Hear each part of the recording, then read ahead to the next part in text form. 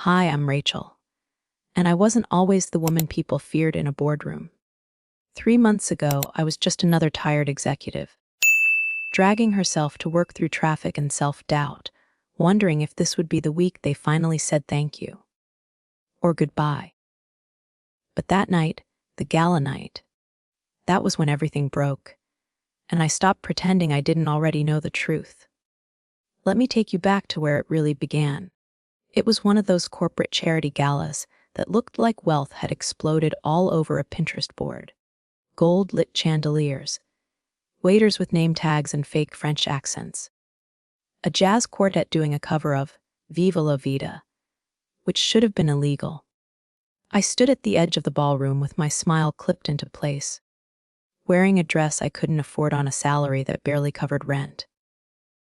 I clutched my clutch like it was a weapon, scanned the room for someone who knew how to make eye contact without calculating net worth, and tried not to scream. It was supposed to be a celebration. 12 years at Armin Wexler, 2 product rollouts, 1 full company merger I held together with duct tape and panic. And tonight, this entire event was my baby. From sponsors to lighting to the overpriced shrimp cocktails, I built this. Of course, my boss wasn't there yet. Colin Sharp never arrived on time. He arrived when it was strategic. Tall, tan, charming in that slippery way that made interns blush and HR nervous. He'd texted 3 words 2 hours earlier, running slightly late. I'd stopped holding my breath 10 minutes after that. But I smiled anyway. For the cameras, for the clients, for the donors. I played the role. Because that's what women like me do when we've worked our way up from nothing. We play the part until it becomes our face. The ballroom lights dimmed for the welcome speech. I took my seat at the 75,000 sponsor table, front row, dead center. Perfect view for the press. Perfect exposure for my humiliation. Colin still wasn't there. Instead, I found myself seated beside someone I didn't expect. Elliot Crane, CEO of Crinex Logistics, tech mogul, media ghost. Known for turning failed startups into billion-dollar monsters, he didn't belong here. Not with us. Not at an Armand and Wexler event. He wore a deep navy suit that didn't scream money. It whispered control. Silver cufflinks shaped like chess knights. He sat like a man used to calculating outcomes before the first drink was poured. I gave him a polite nod. Mr. Crane. Ms. Duval, he said smoothly. Impressive venue. It was a team effort, I replied. He didn't blink. I've heard otherwise. I should have been flattered. Instead, my stomach sank. Why was he here? He hadn't attended a public-facing event in years. Not since his acquisition war with Sharp's firm 4 years ago. Colin had made sure to paint Elliot as the vulture of logistics, the man who bought companies just to watch them burn. So why now? Why tonight? The MC's voice boomed over the speakers, welcoming guests to the annual Future Builders fundraiser. Applause rippled across the room like clockwork. I clapped too, automatically. But my eyes stayed on Elliot. He wasn't clapping. He was watching me. The first auction item, a luxury villa stay in Lake Como, was announced. Cameras flashed.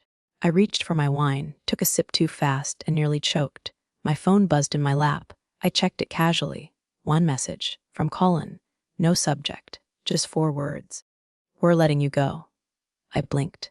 Stared again, it didn't say why. No punctuation, no call, just a text. 12 years. Gone. In the middle of the event I planned. While sitting next to the man Colin had hated for years. I didn't cry. Didn't flinch. I smiled like I just remembered a joke. Took another sip of wine. Set the phone down carefully and realized in that moment something had just shifted forever. Not outside. Inside me. The steak had just landed on my plate when Elliot leaned in. Everything all right. His voice was quiet, controlled, like a man who already knew the answer. I looked at him, looked through him, almost. For a moment, I wanted to lie, to say I was fine, that the wine had simply gone down the wrong way. But I didn't. Instead, I tilted my phone just enough for him to see the message, just 1 second. A gambler showing a losing hand. He read it, once. No visible reaction, no pity, just a breath. A subtle shift in posture. Then he said, almost absently, Timing's a hell of a thing. I nodded once. 12 years, and I found out over a side of lamb. I watched him as the gears turned behind his eyes. He wasn't surprised. He was assessing. Budget cuts. He asked flatly. I didn't answer. I didn't need to. He said, his voice dipped in something colder than sarcasm. Funny how budget cuts never applied to yacht leases and private chefs. He didn't say Colin's name, but he didn't have to. Around us, the room sparkled on, oblivious. Donners laughed, wine flowed. The charity director raised a glass, but in that moment everything narrowed. Me, Elliot, and the truth. He leaned closer. Not for confirmation. That logistics redesign, he said. That was yours. I held his gaze. Every part of it. Inbound to outbound. How much did you save them? 800,000. This quarter alone. He whistled softly, then added. And Colin took the credit. Again. I didn't answer. I didn't have to. His smirk told me he already knew. And something in me thawed. Not from warmth, from anger. Sharp, clear, long overdue. He had fired me mid-event. Via text. Like I was a subscription he forgot to cancel before the free trial ran out. He didn't just want me gone. He wanted me erased. And I wasn't about to let that happen. Not without flipping the knife on my way out. I excused myself with a polite smile and the grace of a woman who hadn't just been digitally executed by her boss. I need to check on the AV team. I murmured to the table, already rising. Nobody noticed. Perfect. But I didn't head to the AV room. I didn't even make it to the restroom. I walked. Fast. Sharp heels slicing across marble floors. Past gilded mirrors and overpriced art no one looked at. I didn't know where I was going. I just needed to move before the scream in my chest cracked through my teeth. Then I heard them. 2 voices, men. From around the corner. Familiar, I froze. Pressed myself against the wall between a fake tree and a vending machine that had never worked. And I listened. He already signed the letter of intent, one of them muttered. That voice. Gerald Kane. Armin's board chair. His bleeding the damn thing out while we're toasting orphans, said the other. Liam Prescott, CFO. My lungs stopped. He's selling the entire logistics model, Gerald said. The framework, the algorithm, the whole damn thing, Prescott scoffed. To who? Some came in shell with no teeth. He made sure of it, Gerald snapped. No oversight, no board vote, just poof, offshore. And Rachel? Prescott asked. She was digging. She was asking too many questions. Prescott gave a bitter laugh, so he cut her. Thought she'd never leave. Too loyal. I stood frozen. Not with fear, with clarity. I hadn't been fired for budget cuts. I was fired because I knew too much. Because I'd been building the exact system Colin was now gutting behind closed doors. Because I'd gotten too close to the rot he thought he could hide under a gala and a hashtag. My legs trembled, not from weakness, but from rage. 12 years of covering for him, of fixing what he broke, of lying to my team and believing in a man who used trust as a trap. And now, he was selling everything I built for profit and painting me as dead weight. When their voices faded, I stepped out from the shadows. Not with tears. Not with vengeance. With something colder. Purpose. I straightened my shoulders, smoothed my dress, and walked back into the ballroom like I still belonged there. Because I did. But now, I wasn't just Rachel Duval, VP of Logistics. I was the woman who knew exactly where the fire was coming from. And I wasn't planning to walk out quietly. When I returned, the ballroom had shifted. Just slightly, the lighting had warmed, intentional, calculated. Golden hues casting intimacy before the auction began. The jazz band was playing something smoother now. Donners laughed louder, more relaxed, more drunk, but nothing about me was relaxed anymore. I walked back to my seat. Shoulders squared, spine tall, face unreadable. Elliot didn't look surprised to see me. He simply glanced over, calm as a surgeon, and said quietly, "You were gone a while. Long line at the powder room." I replied smoothly, "Charity constipation, I suppose." He gave a short, amused exhale, but his eyes didn't laugh. They studied me, measured me. Then, without ceremony, He slipped something under my dessert spoon. A card, matte black, embossed in silver. No job title. Just his name. "Let's talk Monday," he said. Then, after a pause, "Or tonight, if you're ready." My fork hovered over the tiramisu. I didn't respond. Just palmed the card and let it disappear into my clutch. I didn't hand it back, and he didn't push. Because Elliot Crane wasn't a man who begged. He made offers, and waited for people to recognize their value. Minutes later, the auction began. The first item, a luxury safari. Then a private yacht charter. Then some startup mentorship package. Elliot didn't bid. Not yet.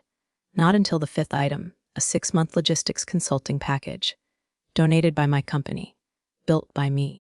Branded as Cullen's visionary corporate initiative. I drafted the press release myself. Elliot raised his paddle. The bidding began. He didn't blink. Didn't smile. Didn't look at Cullen once. But everyone noticed. And when the gavel landed at $260,000, Elliot's card was still in the air. It wasn't just a purchase. It was a statement. He turned to me, calm as ever. Would have been ashamed to let that go to someone who'd waste it. I didn't reply. Because every camera in the room was on us. And somewhere in the audience, Cullen finally realized he was no longer holding the spotlight. I was. I didn't speak. I didn't move. I just sat there. Fingers resting gently on the edge of my clutch, where Elliot's card still lived, small, matte, and more dangerous than anything Cullen had ever thrown at me. It wasn't a business card. It was an invitation to shift gravity. Elliot Crane didn't need my Are Summe. He already knew it. He didn't need to hear my story. He had read it between the lines of audits and restructuring memos, and the sudden silence after I vanished from board calls. Across the ballroom, Cullen raised his wine glass. No one clinked back. He was losing altitude. Fast, he didn't know why yet. But he knew something was off. His laugh landed wrong. His PR handler leaned in too urgently. His jaw clenched just a second too long before smiling. The performance was cracking, and I hadn't said a word. A few seats down. A hedge fund partner I'd known for years gave me a respectful nod. He had ignored me a dozen times before. But now I was sitting beside the man who had just upstaged the gala with a single bid. Now I was infrastructure. Now I was leverage. And Cullen was noise. Elliot leaned in again. "That logistics package," he said, voice low. "What about it? What do you think I should do with it?" My eyes didn't move. "Use it," he tilted his head. "Or give it away. To who?" He didn't answer. Not right away, just smiled, slight, measured. Someone who knows how to use it. And in that moment, the current inside my chest shifted. For 12 years I had been invisible scaffolding, holding up departments' egos, marketing spin. Now I was a player. Not because Elliot gave me power. Because Cullen had finally shown me what it meant to have none, and I never wanted to feel that again. "Rachel," Elliot said, raising his glass slightly. "To strategy." I raised mine. "And to execution?" We didn't drink. We didn't need to. Because the real toast was already echoing, unspoken, undeniable, and everyone at the table felt it. Something had changed, and I was the one who changed it. The room dimmed. A spotlight hit the stage as the auctioneer, a tall woman in sequins and steel confidence, stepped forward. Her voice cut through the murmur. "Ladies and gentlemen, please join me in welcoming tonight's top donor, Mr. Elliot Crane of Crane Systems." Applause burst like champagne corks. Reflexive, polite, confused. But I saw it. Cullen's smile froze just a fraction too soon. He hadn't bid on anything. He hadn't won anything. Yet here was Elliot, winning everything that mattered. Elliot rose slowly, unhurried, like every step had been choreographed by intention. He adjusted his cuff with casual grace, nodded to the front row, and walked to the podium as if he owned not just the room, but the next 24 hours of headlines. Cullen was 2 tables ahead. He didn't turn, didn't blink. But his PR handler leaned in, whispering behind her teeth. The damage wasn't done yet. But she could smell the smoke. Elliot took the mic. Didn't clear his throat. Didn't shuffle notes. He just stood there, calm. Lethal, I won't keep you long, he said. You've already heard from enough people with tailored suits and practiced smiles. A ripple of laughter. But tonight, I want to talk about investment. Not the financial kind. He paused. Let the silence expand. Let the room lean in. I want to talk about people. And then, he looked directly at me. No hiding. No subtlety. And I want to recognize someone in this room. I stopped breathing. She didn't come here to be noticed. He continued, voice smooth but slicing. She didn't ask for applause. She built systems, saved millions, cut dead weight, and she did it while others chased spotlight and signatures. The room was dead silent. Even forks had stopped clinking. Rachel Duvall, he said, built the backbone of her company's operations. She saved it from collapse 3 times without ever once being credited. I felt my heart slam into my ribs. This week, he continued, that company decided she was expendable. That's their mistake. He turned slightly, enough to catch the cameras, enough to catch Colin's face. And I'm correcting it, a beat, a pause, a thunderclap without sound, effective immediately. Rachel Duvall is joining Crane Systems as Executive Director of Strategic Operations. The room exploded.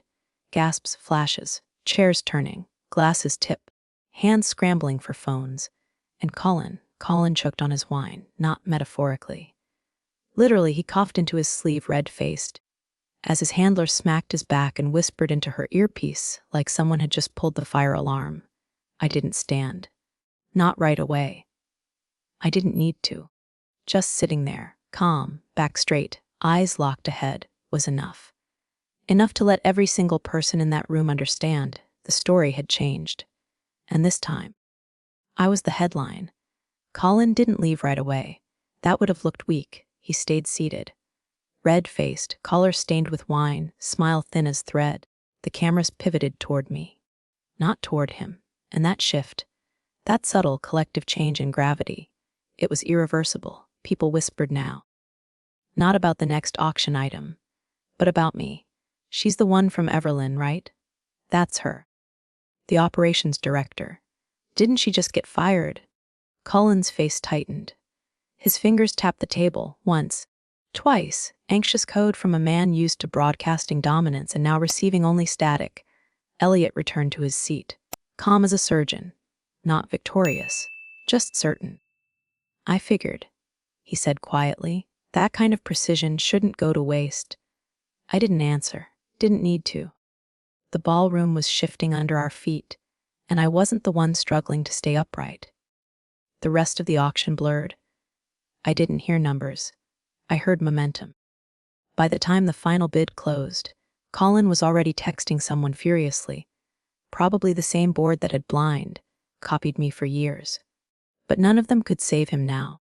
Not tonight, not after that announcement. The gala ended like a machine powering down. Lights dimmed, applause faded, donors retreated to their Teslas and town cars. But I stayed. I shook hands, I made eye contact, I let them see me. Not the assistant who fetched water, not the VP in the shadows, me. The storm in heels. Outside, the summer night was thick with humidity and headlines. I walked past the hedge garden, past the valet line, past the parked black car Colin had probably arrived in like a prince, and I didn't look back. Not even when I heard his voice behind me, calling my name, too late, too hollow, too small. At 1:15 a.m., I sat in my apartment with a cup of cooling coffee and wrote a letter. Not a resignation. A reckoning. It wasn't angry. It wasn't messy. It was meticulous. I attached a screenshot of his text, the one firing me mid-gala, and then I attached everything else. Transaction IDs, suspicious vendor chains, export logs that made no sense unless you were laundering systems through shell buyers. Names, dates, internal memos, proof. I sent one copy to legal, one to the board, and one, anonymously, to the Financial Crimes Division. At 1:38 a.m. I hit send. Then I turned off my phone, and for the first time in months I slept. By Monday morning, the sky had cracked open. Colin didn't make it into the office. Rumor said food poisoning. Reality said panic. He was still trying to clean wine off his ego. At 9:03 a.m., A press alert broke: CEO of Everlyn Group under internal audit for financial irregularities. By 9:07, the company's stock dipped 4%. By 122, 3 board members had resigned, quietly but not invisibly.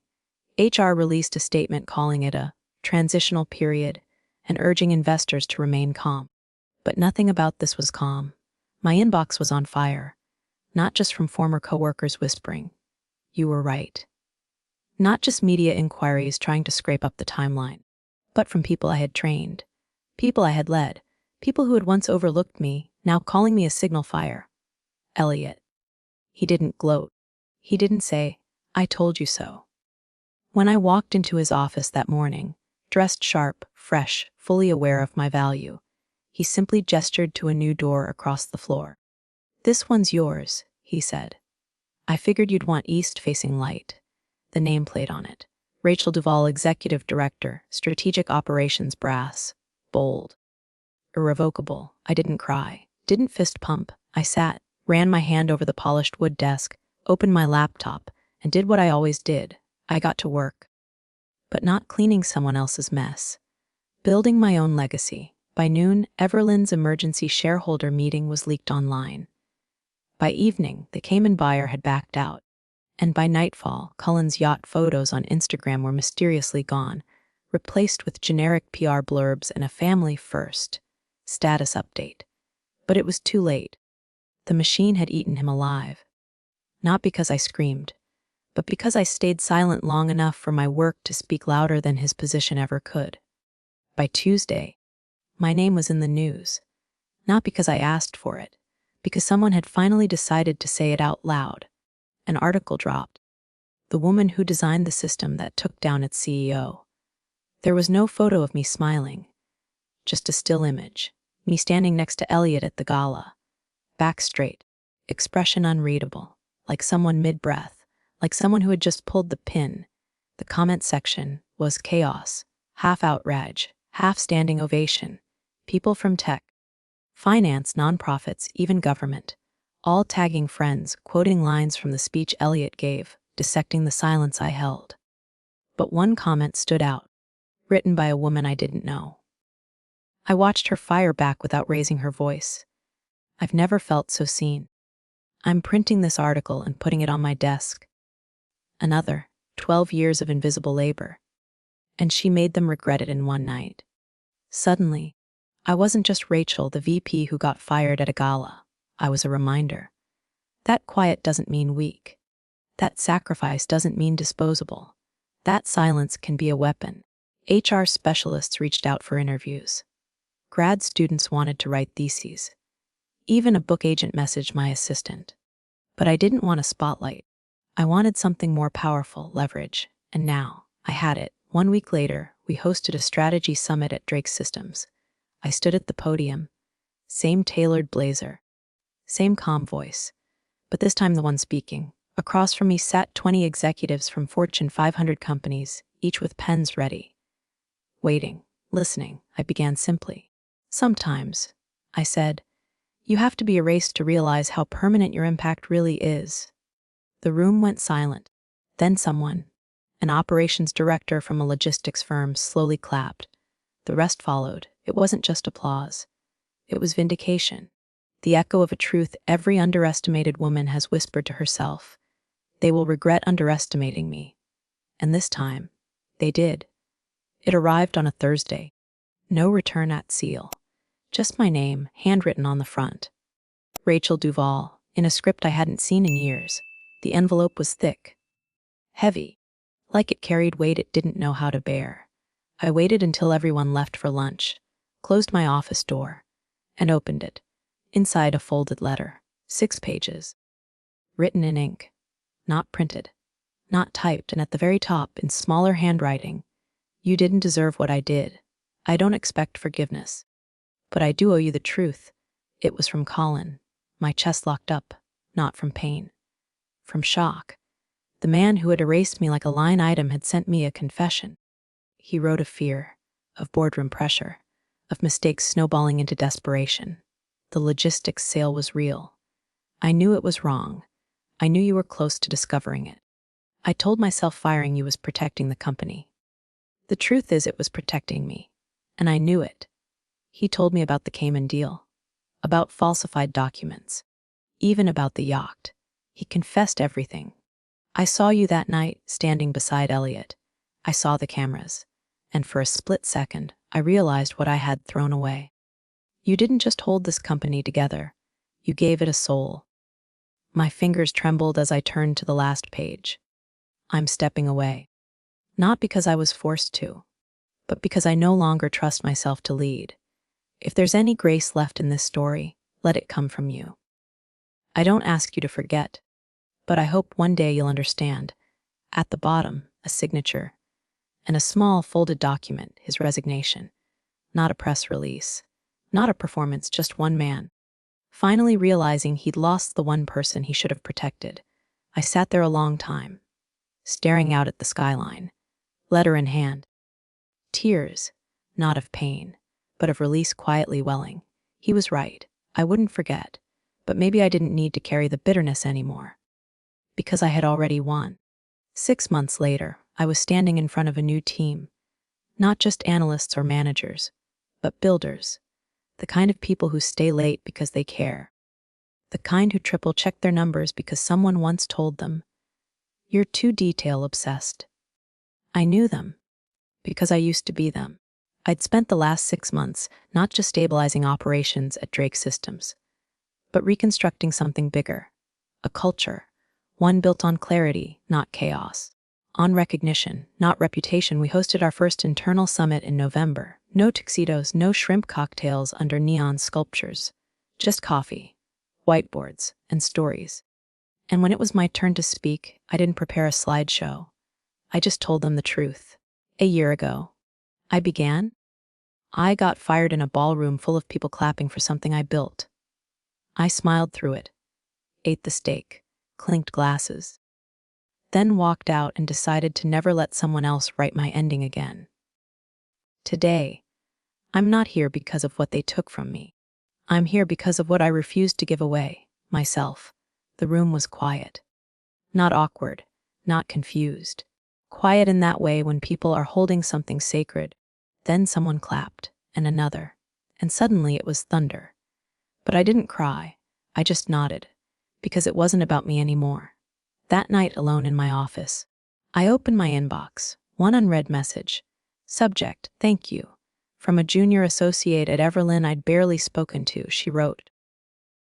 I stayed at that company 2 years too long because I thought it would see me. Watching you leave made me realize I was allowed to go too. I'm at a new job now. They asked who inspired my interview answer about leadership. I said your name, and that's when it hit me. The real revenge wasn't taking someone down. It was rising so steadily that others found their way up with you. Now it's your turn.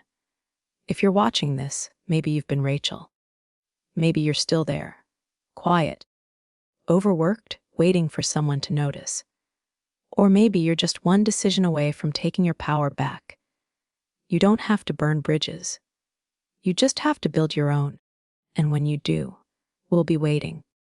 This is the kind of story we tell here on Telling Story with Me, where silence can speak louder than revenge, and the best endings are the ones you write yourself. If Rachel's story moved you, please like this video to honor every silent warrior out there. Comment below. My legacy starts today. If you're ready to reclaim your story, subscribe for more real, powerful stories that light up the truth behind the chaos. Thank you for watching. We're not just telling stories here. We're rewriting the way they end.